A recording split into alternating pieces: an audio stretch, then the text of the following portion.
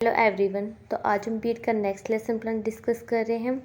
तो next lesson plan start करने से पहले आप सबके लिए इम्पोर्टेंट इन्फॉर्मेशन है कि आप सबके लिए बीएड का जितना भी मटेरियल है, बीएड की जो भी प्रैक्टिकल हैं, वो भी इस चैनल पर मैं जल्दी अपलोड करने वाली हूँ। तो उसके लिए आपको चैनल को सब्सक्राइब कर लेना है, जिससे जब भी मैं प्रैक्टिकल से रिलेटेड कोई भी मटेरियल अपलोड करूँ तो आपको नोटिफिकेशन मिल जाए। तो अब स्टार्ट करते हैं हम अपना नेक्स्ट लेसन प्लान। तो लेसन प्लान बनाने के लिए सबसे पहले हमें कुछ जनरल इन्फॉर्मेशन लिखनी होती है। जैसे पहले हमें लिखना होता है लेसन प्लान नंबर।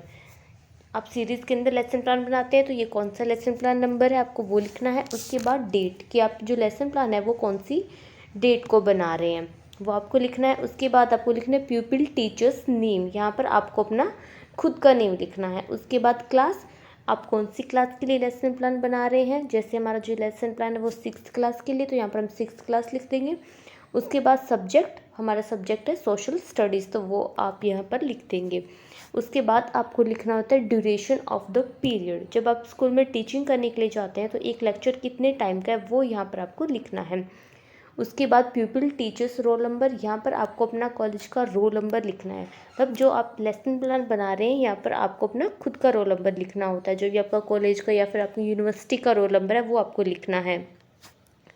उसके बाद आते हैं average age of the pupils, कि आपके क्लास में जो स्टूडेंट्स हैं उनकी एवरेज एज कितनी है वो आपको लिखनी है।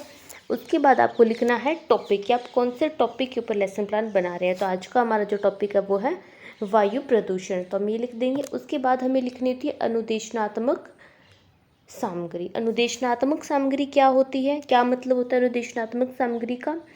अनुदेशनात्मक सामग्री जो होती है जो टीचर क्लास के अंदर इंस्ट्रक्शन देने के लिए यूज़ करता है। अनुदेशनात्मक सामग्री हमारी दो तरह की होती हैं। पहली होती है सामान्य सामग्री और दूसरी होती है विशिष्ट सामग्री। सामान्य सामग्री क्या होती है, जो कॉमन मटेरियल होते हैं जो किसी भी क्लास के अंदर अवेलेबल होते हैं। जैसे चौक है, डस्टर है, ब्लैक बोर्ड है, ये कॉमन मटेरियल हर एक क्लास के अंदर होते हैं और होने भी चाहिए। सेकंड होती है विशिष्ट सामग्री। विशिष्ट सामग्री जो क्या है, जो आप अलग से कोई भी मटेरियल तैयार करके लेके जाते हैं अपने टॉपिक को पढ़ाने के लिए। जैसे कि इस टॉपिक को पढ़ाने के लिए अगर आप कोई मॉडल लेकर जा रहे हैं तो आप मॉडल आपकी विशिष्ट सामग्री होगा। अगर आप चार्ट लेकर जा रहे हैं तो चार्ट विशिष्ट सामग्री होगा, और अगर पीपीटी लेकर जा रहे हैं तो पीपीटी विशिष्ट सामग्री होगी। उसके बाद नेक्स्ट हमें लिखने होते हैं अनुदेशनात्मक उद्देश्य।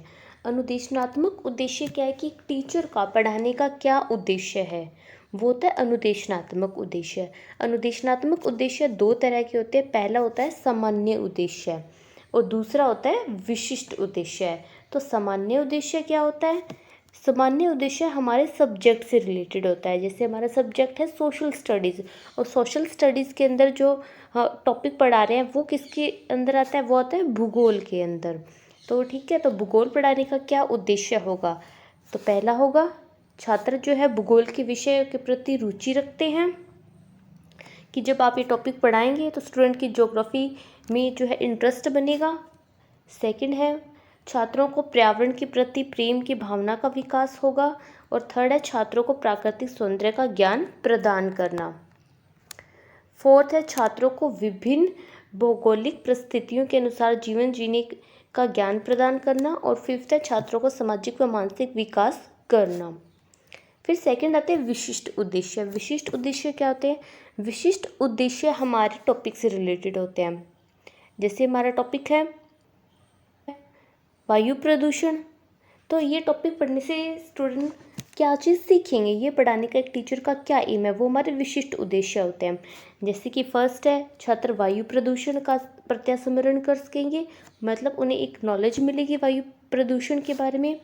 सेकंड, छात्र वायु प्रदूषण की व्याख्या कर सकेंगे। थर्ड, वायु प्रदूषण से होने वाले प्रभावों के बारे में जान सकेंगे। और फोर्थ है वायु प्रदूषण के निवारण के उपायों को चार्ट द्वारा प्रदर्शित कर सकेंगे। थर्ड है पूर्व ज्ञान परीक्षण। अब यहाँ पर आप स्टूडेंट की प्रीवियस नॉलेज टेस्ट करेंगे कोई भी टॉपिक उन्हें आगे पढ़ाने से पहले। जैसे कि छात्र वायु प्रदूषण के बारे में सामान्य जानकारी रखते हैं। ये टीचर ये मान के एज्यूम करके चलता है कि स्टूडेंट को वायु प्रदूषण के बारे में बेसिक नॉलेज है। अब आप वो टेस्ट करने के लिए क्या करेंगे, स्टूडेंट से क्वेश्चंस पूछेंगे। तो उसके लिए आपको सबसे पहले हेडिंग डाल देनी है प्रस्तावना। उसके बाद आपको 2 कॉलम बनाने हैं। फर्स्ट में आपको लिखना है छात्र अध्यापिका क्रियाएं और सेकंड में आपको लिखना है छात्र छात्रा क्रिया, और बीच में ऐसे आपको लाइन लगा देनी है। छात्र अध्यापिका क्रियाएं के अंदर आप क्या लिखेंगे, आप जो भी स्टूडेंट से क्वेश्चन पूछेंगे वो आप छात्र अध्यापिका क्रियाएं के अंदर लिखेंगे, और छात्र छात्रा क्रियाएं के अंदर स्टूडेंट जो उसका रिस्पॉन्स देंगे वो आप छात्र छात्रा क्रियाएं के अंदर लिखेंगे।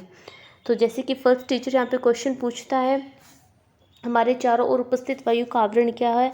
बच्चे आंसर देते हैं पर्यावरण। सेकंड, पर्यावरण में कौन कौन सी गैसें उपस्थित होती है। बच्चे आंसर देते हैं ऑक्सीजन, नाइट्रोजन, CO2। थर्ड है, पौधों द्वारा कौन सी गैस ली जाती है। बच्चे आंसर करते हैं CO2। फोर्थ क्वेश्चन है, कौन सी गैस पौधों द्वारा वातावरण को दी जाती है। आंसर करते हैं ऑक्सीजन। और फिफ्थ है, वायु में गैसों का संगठन क्या है। निरुत्तर मतलब कोई आंसर नहीं देते हैं, मतलब स्टूडेंट को गैसों के संगठन के बारे में नहीं पता है। तो इससे हमें पता चल जाएगा कि स्टूडेंट को पर्यावरण के बारे में कितना पता है, और उसी के बेस के ऊपर हम अपने आगे की जो है टीचिंग स्टार्ट कर देंगे। फिर फोर्थ पॉइंट हमें लिखना होता है उपविषय की घोषणा। अब यहाँ पर एक टीचर बताता है स्टूडेंट को क्लास में कि आज हम कौन सा टॉपिक पढ़ने वाले हैं। तो इसी तरह से आपको पहले प्रीवियस नॉलेज टेस्ट करनी है, और प्रीवियस नॉलेज टेस्ट करने के बाद स्टूडेंट को बताना है कि आज हम कौन सा टॉपिक पढ़ने वाले हैं। तो बच्चों, हम आज वायु प्रदूषण के बारे में विस्तारपूर्वक अध्ययन करेंगे। तो आपने बता दिया कि आज हम कौन सा टॉपिक पढ़ने वाले हैं। अब हम स्टार्ट करते हैं मेन टॉपिक, ठीक है। तो सबसे पहले अब जो मेन बॉडी बनाने के लिए आपको लिखना है प्रस्तुतिकरण, हेडिंग डाल देनी है। उसके बाद आपको लिखने होते हैं शिक्षण बिंदु। उसके बाद सेकंड कॉलम में आपको लिखना होता है छात्र अध्यापिका कथन, और लड़के हैं तो छात्र अध्यापक कथन लिखेंगे। फिर थर्ड कॉलम में आपको लिखना है छात्र क्रियाएं, और फोर्थ कॉलम में आपको लिखना है शामपट कार्य। शामपट कार्य के अंदर आप ब्लैक बोर्ड के ऊपर जो भी काम करें वो आपको लिख देना है। तो फर्स्ट आपको यहाँ पे लिखना है वायु प्रदूषण व कारण। हमने हेडिंग डाल दी है। मेन पॉइंट हमारा जो टॉपिक हम डिस्कस कर रहे हैं उसके अंदर फर्स्ट जो हमारा पॉइंट है वो है वायु प्रदूषण व कारण। तो ये स्टार्ट करने से पहले आप पूछेंगे विकासात्मक प्रश्न, मतलब कि उन्हें वायु प्रदूषण के बारे में कितना कुछ पता है। तो उससे रिलेटेड भी आप स्टार्टिंग में कुछ क्वेश्चन पूछ सकते हैं। तो जैसे मैंने यहाँ पे कुछ क्वेश्चंस लिखे हैं, आप वो लिख सकते हैं, और छात्र क्रियाएं के अंदर उनका रिस्पॉन्स लिख दें, और ब्लैक बोर्ड के ऊपर आप मेन पॉइंट्स लिख सकते हैं। फिर नेक्स्ट आता है स्पष्टीकरण। अब आप यहाँ पर स्टूडेंट को एक्सप्लेन करेंगे कि वायु प्रदूषण के क्या कारण होते हैं, स्टूडेंट की क्या एक्टिविटी होगी, स्टूडेंट जो कैसे ध्यान से सुन रहे हैं। तो इस तरह से आपको एक्सप्लेन करना है कि वायु प्रदूषण का क्या क्या कारण होता है। जैसे कि सबसे पहले इसके अंदर यहाँ पे लिखा हुआ है कि कृषि क्रियाएं से वायु प्रदूषण होता है, धूम्रपान से, कीटनाशक दवाइयों के प्रयोग से, कारखानों से, गैस के रिसाव से भी वायु प्रदूषण होता है। उसके बाद आते हैं बोध प्रश्न, कि आपने जो भी अब स्टूडेंट को ये टॉपिक पढ़ाया है वायु प्रदूषण के कारण, इससे आप स्टूडेंट से क्वेश्चन पूछेंगे कि क्या क्या कारण होते हैं, कि जिससे आपको पता चल जाए कि जो भी आपने पढ़ाया है वो स्टूडेंट को समझ में आया फिर नहीं आया है। तो उसके लिए भी आप क्वेश्चंस पूछेंगे, और स्टूडेंट के रिस्पॉन्स को छात्र क्रियाएं के वाले कॉलम में लिख देंगे।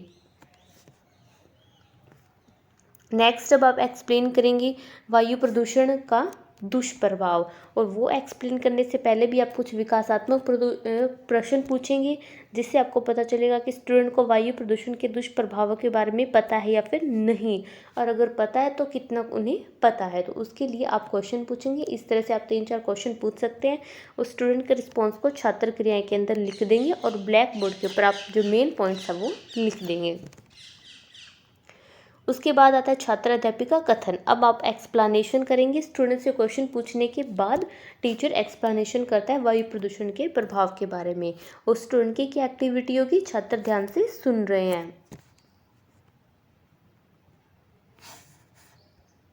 इस जो टीचर है वो एक्सप्लेन कर रहा है कि वायु प्रदूषण के क्या क्या प्रभाव होते हैं, कारखानों से कौन सी गैसें निकलती है। थर्ड हमें लिखना होता है वायु प्रदूषण के निवारण, कि वायु प्रदूषण को कैसे कम किया जा सकता है। तो आपको एक्सप्लेन करना है कि स्टूडेंट को हम कैसे कम कर सकते हैं, जैसे कि कारखानों की चिमनियों पर गैस अवशोषक लगाकर दहन इंजन का परीक्षण करना, आदर्श इंजनों का प्रयोग, वनों की कटाई को कम करना, सीएनजी व एलपीजी का प्रयोग करना। और छात्र क्या करेंगे, छात्र ध्यान से सुनेंगे। अब आती है आंशिक पुनरावृत्ति की। अब आपने जो उपाय बताए हैं स्टूडेंट को कि कैसे वायु प्रदूषण को कम किया जा सकता है, उससे रिलेटेड आप क्वेश्चंस पूछेंगे कि हम वायु प्रदूषण को कैसे कम कर सकते हैं। नेक्स्ट आते हैं निष्कर्षात्मक कथन। यहाँ पे आपको कथन लिखना है। इट्स नॉट निष्कर्षात्मक प्रश्न, इट्स निष्कर्षात्मक कथन। तो यहाँ पे टीचर स्टूडेंट को बोलता है कि आज हमने वायु प्रदूषण के बारे में पढ़ा है और वायु प्रदूषण के जो भी मेन पॉइंट्स है वो आप यहाँ पर एक्सप्लेन कर देंगे। एक बार फिर से उनकी रिवीजन करवा दें कि हमने वायु प्रदूषण क्या होता है और ये वायु प्रदूषण के अंदर मेन टॉपिक्स पढ़े कि ये वायु प्रदूषण का कारण है, वायु प्रदूषण को कैसे रोका जा सकता है, फिर से एक बार एक्सप्लेन कर देंगे मेन पॉइंट्स। नेक्स्ट आती है पुनरावृत्ति प्रश्न। अब आप लास्ट के अंदर स्टूडेंट से क्वेश्चन पूछेंगे जिससे एक टीचर को पता चल जाता है कि उसने जो भी करवाया है क्लास के अंदर वो स्टूडेंट को समझ में आया फिर नहीं आया है। तो ये पता करने के लिए आप पुनरावृत्ति प्रश्न पूछते हैं। आप पूरी क्लास से एक साथ ग्रुप में भी पूछ सकते हैं और आप एक एक बच्चे से भी पूछ सकते हैं। जैसे कि फर्स्ट हमारा क्वेश्चन है वायु प्रदूषण क्या है, सेकंड है वायु प्रदूषण किन कारणों से होता है, थर्ड है वायु प्रदूषण के दुष्प्रभाव बताइए, एट्थ है मूल्यांकन प्रश्न, ये भी आप स्टूडेंट से पूछ सकते हैं लास्ट के अंदर इवैल्यूएशन करने के लिए कि स्टूडेंट को वो चीज़ समझ में आई है या फिर नहीं आई है। जैसे कि फर्स्ट है वायुमंडल में डैश प्रतिशत ऑक्सीजन है, सेकंड है वायुमंडल में कितने प्रतिशत नाइट्रोजन है, थर्ड है पेड़ों की कटाई में कौन सी गैस वातावरण में बढ़ जाती है। नाइन्थ पॉइंट आता है गृह कार्य। अब आप स्टूडेंट को होमवर्क देंगे जो भी हमने टॉपिक आज क्लास में करवाया है उसके बेस के ऊपर। आप उनसे कुछ क्वेश्चंस लिखने के लिए दे सकते हैं, आप उन्हें कोई एक्टिविटी भी दे सकते हैं इन्वायरमेंट से रिलेटेड, उनके अराउंड जो भी प्रदूषण से चीज़ें हैं वो उनकी एक लिस्ट बनाकर लेकर आ सकते हैं, और उनके घर में कौन सी ऐसी चीज़ें हैं जिनसे वायु प्रदूषण हो सकता है, या फिर जो आपने आज स्टूडेंट को क्लास में करवाया है उससे रिलेटेड क्वेश्चंस भी दे सकते हैं। जैसे कि फर्स्ट आता है वायु प्रदूषण क्या है, सेकंड वायु प्रदूषण किन कारणों से होता है, थर्ड वायु प्रदूषण के दुष्प्रभाव बताएं, और फोर्थ है वायु प्रदूषण को कम करने के उपाय कौन कौन से हैं। तो इस तरह से आप भी अपना लेसन प्लान बना सकते हैं। और अगर आपको वीडियो इंफॉर्मेटिव लगती है तो वीडियो को लाइक करें और साथ ही चैनल को आप सब्सक्राइब भी कर सकते हैं, जिससे क्या है आपको आने वाली जो वीडियो है उनका नोटिफिकेशन मिल जाए।